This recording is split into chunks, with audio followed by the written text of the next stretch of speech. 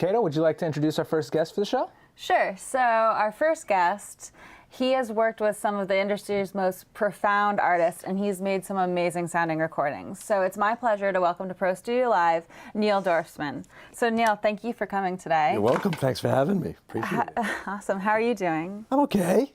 Not great? Half an hour. So, would you like to talk a little bit about your background? Sure. So, like in the mid-'70s, I dropped out of college to pursue what I thought would be a career in being a record producer. I was always, like from a very early age, I always listened to records from a point of view like, what are they doing? How are they made? You know, as opposed to just listening for the musical thing. And I was a big fan of the Beatles very early on, and The Who and Stones and records like that. But always listened from that kind of point of view, so felt I should try to be a producer, even though I didn't know really what that was. I dropped out of college, moved out to LA, tried to get a job in a studio, could not get a job. This is the mid-'70s. I had no skill, no experience at all. I finally saw an ad in the newspaper that Beach Boys were looking for somebody to work at their studio, Brothers Studios, and I took a bus. I didn't have a car. I took a bus to Santa Monica. It took me 2 hours to get there. And the first question the guys asked me at the studio was what my sign was and if I could drive a truck. I didn't know my sign. I couldn't drive a truck. I didn't get the job. So I left LA, went back to New York, and got a job working at a voiceover studio doing radio commercials. Awesome.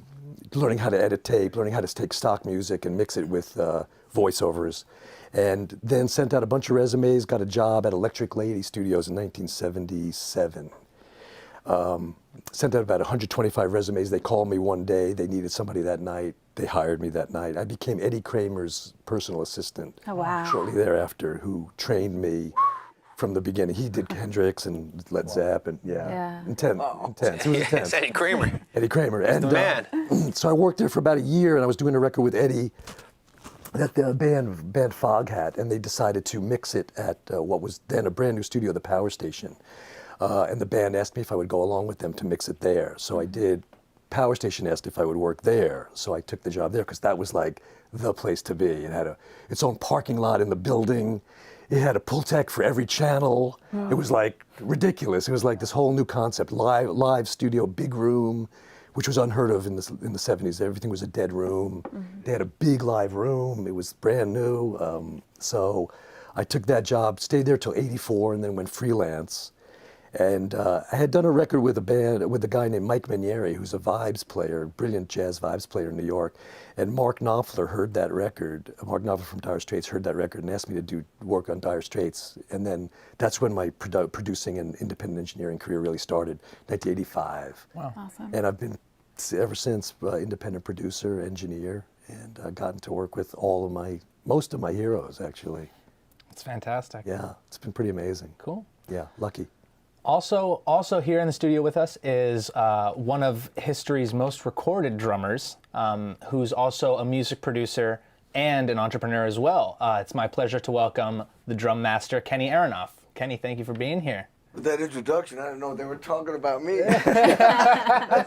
How are you, man? I'm great, man. It's great to be here. Good to hear. It's good to hear. Do you want to give a little bit of a background of yourself? I'm still trying to get over that background. That is like historic. Awesome. Every inch. That's a great story. Yeah. That's a great story. See, that's like an example of like people sometimes think when somebody's successful, it just happened overnight. 125 resumes, you know, and going all the way out to LA. They don't even have a car, a bus. That's a great story. How long a period was that between when you first started getting in the studio, trying to get into studio work, and then when you actually landed in at as Eddie's assistant? I went to LA in '74. Was there for a year with nothing happening. Came back and did Judrack, this voiceover place for a couple of years, and then so it was like 3 years. So it's 3 years to get of just busting your pulling down like $75 a week, literally. Yeah, for 3 years, just going for it. You know what? To get there. That's the norm. I mean, it is. You have to realize what people should realize. That's normal. What it takes. Yeah. You know, sometimes like you hear about the guys like Bill Gates and these people. They struggle too. Yeah. You know, they just were persistent and resilient, and they eventually got what they wanted. You know, I mean, to me, success is driven by self-discipline, but then hard work fueled by passion and education. So through those things, it keeps you on the rail to keep going. It just doesn't fall out of the sky. Yeah. Dreams come true only if you work hard. Right. You know, Well, it's like luck helps, but it's not the whole. But luck. But here's the thing about luck. You can get lucky, but if you haven't done the work, you can't hold on to that break because you don't have the skill, you don't have the experience. You know what I mean? Anyway, you asked me a question an hour ago. Your background. Yeah, your background. Okay. How long have you been playing drums? Where'd you start? Basically, this a little kid grew up not far from him, you know, 2.5 hours out of New York. And I saw, you know, in a little town, 3,000 people, very artsy town. It was kind of like a slice of the village in New York that was living up there. Really artsy little town with like everything from dancers to, you know, the Boston Symphony Orchestra to actors to people who painted, you know, poetry, you know, just everybody lived up there.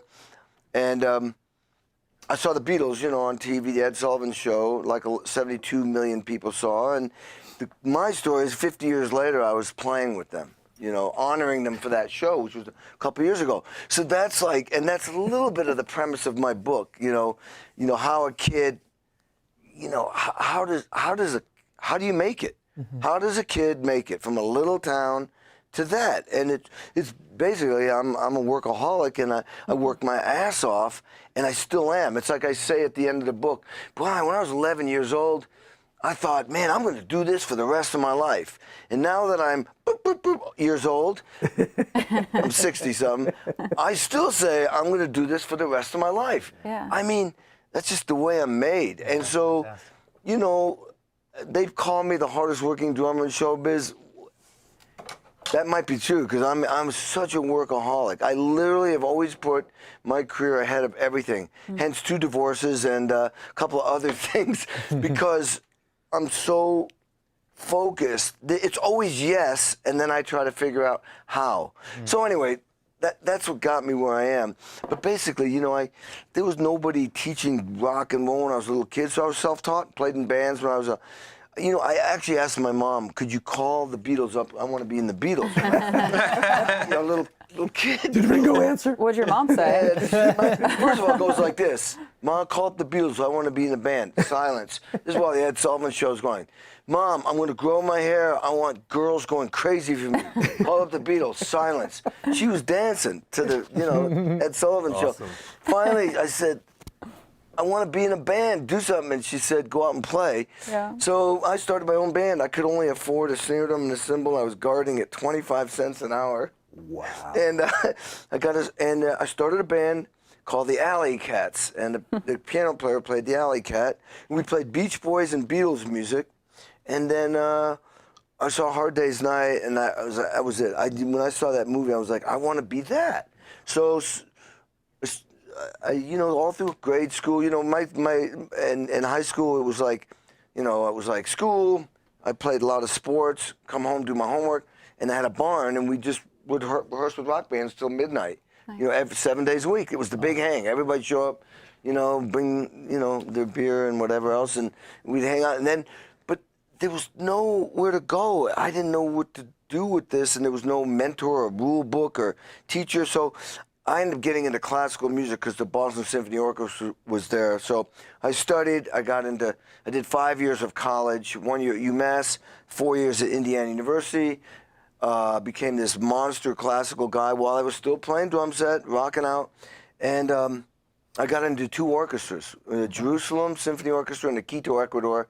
I was at Tanglewood, worked with Leonard Bernstein and Sergio Ozar. I mean, I was like tuxedo. Nuts, man. But I was like, and when I got out, I wanted to be in the Beatles. So I said no. Passion will drive intellect every time. And I would rather play in a club making $75 than to be in a job where I could make a life, you know, orchestra. And they're hard to come by, orchestra gigs. Yeah. I'd done it. It really came down to my gut my feelings dominated my intellect. And I had to, so I was back at home practicing 8 hours a day, studying with a drum set teacher in Boston, a drum set teacher in New York. And a bunch of guys convinced me to move back to Indiana, which everybody said was a stupid idea. Because, you know, it was like New York, Nashville, L.A. was the music scene. Yeah. Not Indiana. I spent 4 years trying to make it in this fusion band because I was trying to be Billy Cobham. You know, that's when you're young. You know, I was trying to be an artist. So after 4 years, I realized that we aren't going to get signed. And so I was about to leave town, and I heard about this Johnny Cougar guy. And you know what? It hit me like, bing! I suddenly went, wait a minute. That's the Beatles. I mean, they're on MTV, they're on the radio, they're touring. He's doing everything I always wanted to do. So I auditioned. I literally wrote every note out and memorized everything. And I didn't understand the concept, which is my job as a drummer. I was telling Neil about this. My job as a drummer, which nobody told me, and I didn't know until years later, but my job as a drummer with a singer-songwriter is to get that person's song on the radio and be a #1 hit. That's the big picture. So whatever it takes to do that is what every decision I make should be that. My purpose is to make that person get on the radio and be a #1 hit. And I had to learn all this because I was coming from fusion, more is more, and now I had to learn is less is more. Took me a while. I got dumped, didn't make the first record. You know, I was just devastated. And there was a killer moment where I was at the Chateau Marmont. I'd only been in the band for 5 weeks, and John said, "You're not going to be on the record." Steve Cropper was producing. I didn't have the right gear. I didn't have the right. There was a lot of tension between me and John, and they had to get the record done. As you know, in the old days, you get the drums first, and you build everything on that. So when John said go home, I told him I'm not going home. He said, "You're going home." I said, "No, I'm not." And I said, "You don't have to pay me." And that was killer, because if I'd gone home, maybe I wouldn't have been in the band. I stayed there. We were at Cherokee, recording at Cherokee. Unbelievable. And I said, "Don't pay me.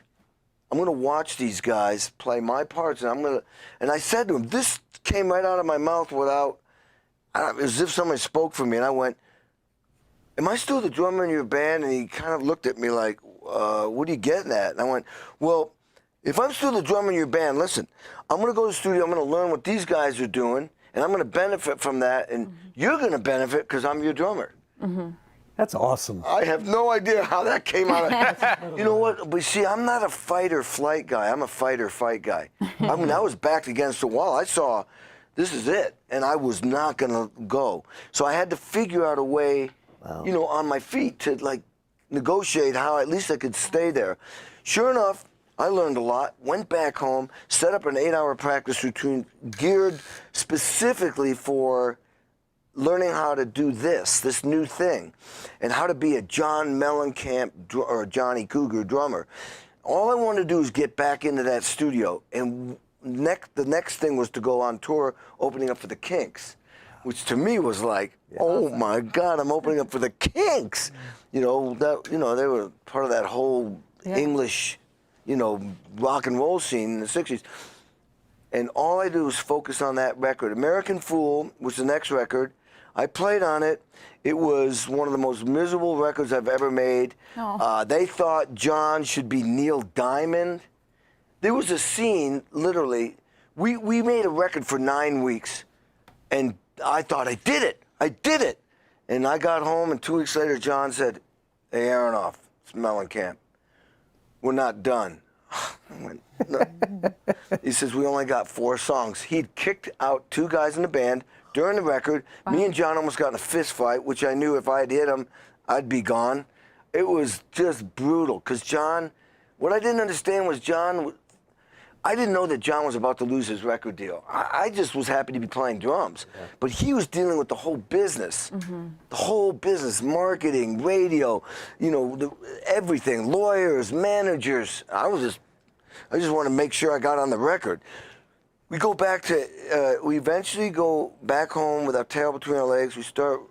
John starts writing new songs, wrote "Hurt So Good," went out to Cherokee to record it, and And the vice president of the label walks in and listens to it and goes, I don't get it. Nah, this ain't happening. Really?